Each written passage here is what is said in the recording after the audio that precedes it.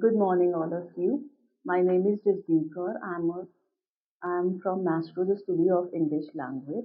As you know, हम PSC BK chapters discuss कर रहे हैं. आज मैं आपके साथ इंटेंसिव स्टडी का चैप्टर नंबर 4 डिस्कस करूंगी. The name of the chapter is On Saying Please. As हम सब जानते हैं, these are the most moral values. किसी को प्लीज बोलना, थैंक यू बोलना, उसी के बेस पे ही ये चैप्टर है. इस चैप्टर की अगर मैं आपको समरी डिस्क्राइब करूं तो इसमें 3 स्टोरीज बताई गई हैं. एक स्टोरी लिफ्टमैन की है, एक स्टोरी सर एंथनी की है और तीसरी स्टोरी एक बस कंडक्टर की है. ये 3 डिफरेंट इंसिडेंसेस हमें ये सिखाते हैं how important are the word please and thank you. Let's start with the first story, liftman. एक लिफ्टमैन एक पैसेंजर को लिफ्ट से बाहर निकाल देता है बहुत रूडली, क्योंकि उस पैसेंजर ने लिफ्टमैन को बहुत रूडली बोला होता है कि उसको टॉप पे जाना है. तो इस चीज को लेके लिफ्टमैन को गुस्सा आ जाता है और वो उसको उसमें से लिफ्ट में से निकाल देता है. तो इससे क्या पता चल रहा है? इससे ये पता चल रहा है कि अनसिविल बिहेवियर लिफ्टमैन ने भी दिखाया और पैसेंजर ने भी दिखाया.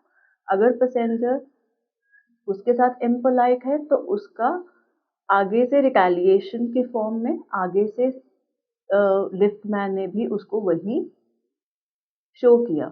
लेकिन प्लीज या फिर थैंक यू बोलना हम किसी को फोर्स नहीं कर सकते और ये कोई ऑफेंस भी नहीं है, राइट? और इसमें लिफ्टमैन भी रॉन्ग है और पैसेंजर डिसकर्टियस था टूवर्ड्स, सिंपैथेटिक नहीं था towards liftman.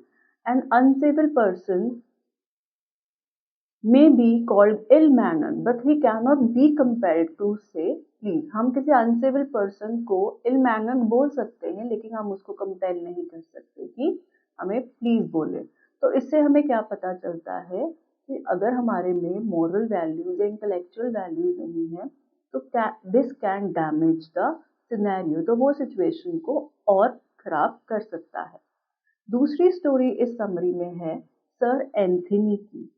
The rivals the father एक शेरिगन्स प्ले है जिसमें सर एंथनी क्या करते हैं. अब इसमें भी स्टोरी का मेन थीम क्या है? इविल मैनर्स को लेके. कि जो मैनर्स, इविल मैनर्स है, अगर हम दूसरों की तरफ कुछ गलत बिहेव कर रहे हैं, वो क्यों होता है? क्योंकि वो भी एक विशियस सर्कल से ही हमारे पास आता है. विशियस सर्कल मीन एक ने बुरा बोला, फिर उसने वही बुराई किसी और पे निकाली, फिर उसने वही बुराई किसी और पे निकाली, तो ऐसे सर्कल बनता जाता है. अब सर एंथनी ने क्या किया? अपने बेटे को डांटा. अब बेटे ने क्या किया? जो उसके अंदर रिवेंज था, जो उसके मन में गुस्सा था, उसने जाके अपने सर्वेंट पे निकाल दिया. और सर्वेंट को उस गुस्से से क्या किया?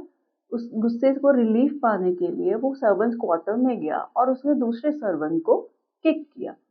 तो इससे हमें क्या पता लग रहा है? इससे हमें ये पता चल रहा है कि जो बैड टेम्पर है, हमारा मूड है, वो इन्फेक्शन की तरह फैलता जाता है. इसलिए हमें पोलाइट रहना बहुत जरूरी है. And they do harm to social life also. तो हम सोशलाइज नहीं कर पाते अगर हमारी स्पीच में पोलाइटनेस नहीं है. अगर यही सर एंथनी अपने बेटे के साथ अच्छी तरह बात करते तो आगे गुस्सा गुस्सा पास ऑन नहीं होता और वो विशियस सर्कल वहां पे रुक जाता. So it is true that politeness in speech and manners, politeness in speech and manners is really important. क्योंकि अगर हम सिविल होंगे, अगर हम अच्छे बिहेव करेंगे तो डेफिनेटली वो सर्कल टूटता जाएगा. अब थर्ड स्टोरी है बस कंडक्टर की. अब वो बस कंडक्टर की स्टोरी क्या है? जो इस ऑन सेइंग प्लीज का जो नरेटर है वो एक बस में चढ़ता है और बस कंडक्टर को बोलता है कि मेरे पास टिकट के पैसे नहीं है, लेकिन बस कंडक्टर उसको बड़ा पोलाइटली जवाब देता है कि it's okay. He says you can pay me fair later on. उसने बहुत पोलाइटली नरेटर को बोला कि मैं दोबारा कभी किसी दिन आपको इसी बस में मिलूंगा तो आप मुझे पे कर सकते हो.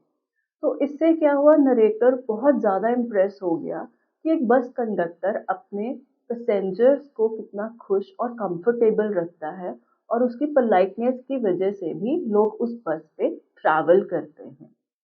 लेकिन by chance when the conductor checks his pockets, तो उसके कॉइन्स उसको मिल जाते हैं और वो फेयर पे कर देता है। बट बाय चांस वो उसके पैर पे, बस कंडक्टर के पैर पे भी, बस कंडक्टर जो है वो नरेटर के पैर पे भी पैर रख देता है। तो अब नरेटर भी रिवेंज में बोल सकता था, गुस्से में बोल सकता था, लेकिन बस कंडक्टर के पोलाइट बिहेवियर की वजह से उसने उसको कुछ नहीं कहा और दोनों ने सॉरी फील किया। सो ये एक ऐसी स्टोरी है जो हमें बताती है कि प्लीज, थैंक यू, सॉरी जैसे वर्ड्स जो हैं वो हमें सिविल बनाते हैं, right? If we show good manners, others will also behave well. इसका मतलब ये है, अगर हम खुद दूसरों को अच्छा मैनर्स सिखाएंगे तो डेफिनेटली दूसरा भी हमें अच्छा ही बिहेव दिखाएगा। Okay, now let's start with the questions. अब आपको पता है इंटेंसिव क्वेश्चंस में 1 word mark question, 1 line questions भी आते हैं, लॉन्ग आंसर क्वेश्चंस भी आते हैं एंड शॉर्ट क्वेश्चंस भी आते हैं। फॉर एग्जाम्पल, अगर 1 मार्क का क्वेश्चन की हम बात करें तो why was the passenger hurled out of the lift? Passenger को लिफ्ट से बाहर क्यों निकाला गया था? The passenger asked the lift man rudely to carry him, क्योंकि पैसेंजर ने लिफ्ट मैन को बहुत रूडली बोला था कि उसको टॉप पे जाना है। That's it. इस तरह के आपको 1 मार्क क्वेश्चंस आ सकते हैं। एक और एग्जाम्पल ले लेते हैं। What is the first requirement of civility? Civility का सबसे पहली रिक्वायरमेंट क्या है? क्या होती है सिविलिटी की फर्स्ट पहली requirement? That we should acknowledge the service. Means person, सामने वाला पर्सन हमें कैसे अपनी सर्विस को, हमारी सर्विस को एक्नॉलेज कर रहा है, उस हिसाब, वही है हमारी first requirement of civility, right? Okay, now let's come to 2 marks question, जो मल्टीपल चॉइस भी हो सकते हैं। 1 मार्क क्वेश्चन में मल्टीपल चॉइस क्वेश्चंस भी हो सकते हैं, fill in the blank questions भी हो सकते हैं। Now let's come to MCQs also. Sometimes आपको MCQs आते हैं। For example, whom did the liftman throw out the following? किसको लिफ्टमैन ने बाहर फेंका था? His boss, his wife, a passenger और पैसेंजर्स वाइफ। किसको निकाला था? एक पैसेंजर को, राइट? ओके, नाउ इसके अलावा कुछ लॉन्ग क्वेश्चंस भी आते हैं, ठीक है? समरी मैंने आपको डिस्क्राइब कर दी है। अब लॉन्ग क्वेश्चंस में वो क्या पूछ सकते हैं? जो आपको 3 मार्क्स क्वेश्चंस होते हैं, 6 मार्क्स का क्वेश्चन होता है एंड उसकी वर्ड लिमिट होती है 60 to 70 words. For example, what are A.G. Gardner's views on bus conductor? Bus conductor को लेकर जो हमारा राइटर है उसके क्या व्यू पॉइंट थे? How did the polite bus conductor impress him?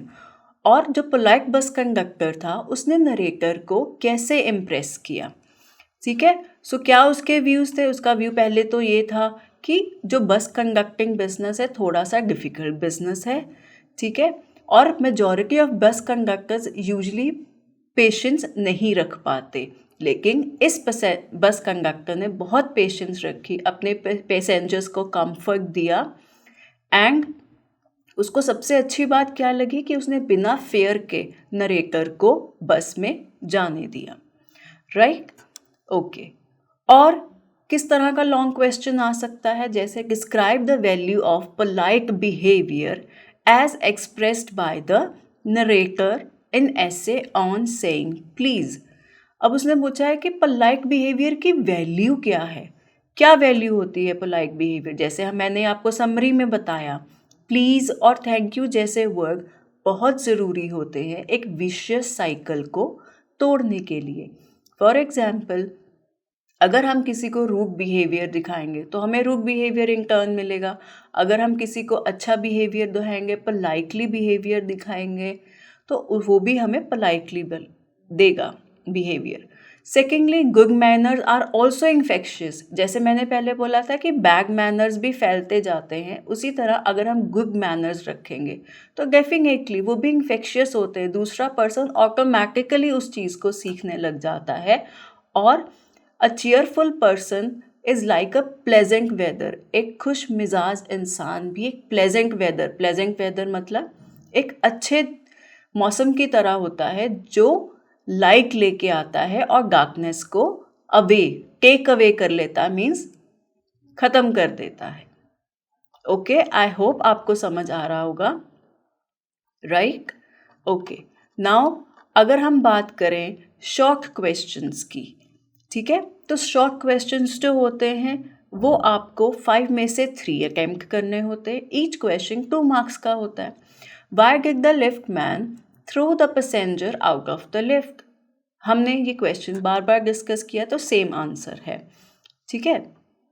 या फिर वो हमसे क्वेश्चन पूछ सकते हैं 2 मार्क्स में, जैसे कि character sketch of a bus conductor, कि बस कंडक्टर का करेक्टर स्केच बताना, मतलब वो पर्सन कैसा था। चीयरफुल पर्सन था, मैच्योर्ड पर्सन था, बहुत सारी पेशेंस थी उसमें, और वो अपना टेम्पर इजीली लूज नहीं करता था और अपने पैसेंजर्स को बहुत हेल्प करता था। आई होप आप सबको ये सारे क्वेश्चंस विद समरी अच्छी तरह से समझ आ गए होंगे। Thank you.